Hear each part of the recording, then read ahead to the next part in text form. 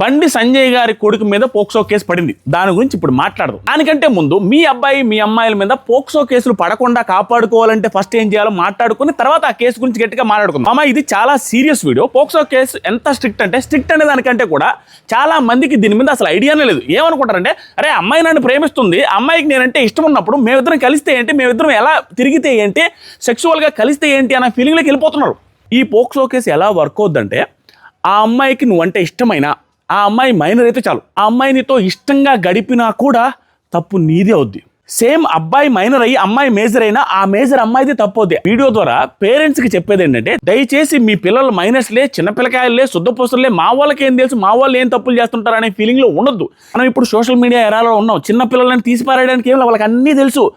10వ తరగతికి లవ్ స్టోరీలు స్టార్ట్ అవుతున్నాయి. మీకు తెలుసు, అందరికీ తెలిసిందే. బట్ మన పిల్లలు అట్ట కాదులే అని ఫీల్ అవుతున్నాం. ఒక పేరెంట్ మైనర్స్ అయినప్పటికి కూడా పిల్లల మీద ఒక కన్నేసి ఉంచండి. నైట్ టైం యాడ్కి వెళ్తున్నావురా, ఏం చేసి వస్తున్నావురా అని అడగండి.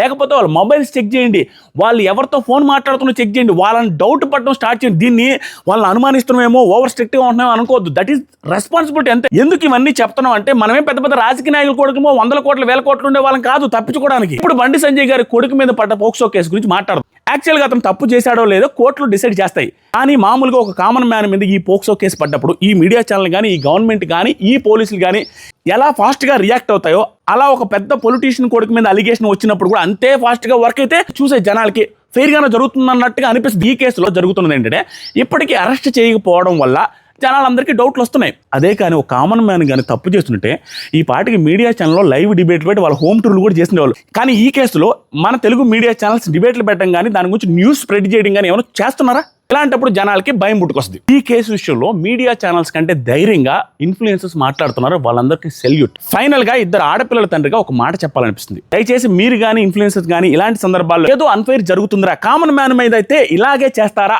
అనే డౌట్ వచ్చిన సందర్భాల్లో మనం వాయిస్ రేజ్ చేస్తే న్యాయం జరిగే అవకాశాలు ఉంటాయి. మనం మాట్లాడకపోతే రేపన్న రోజు మన బిడ్డలకే అన్యాయం జరిగితే మాట్లాడడానికి ఎవ్వడు రాడు.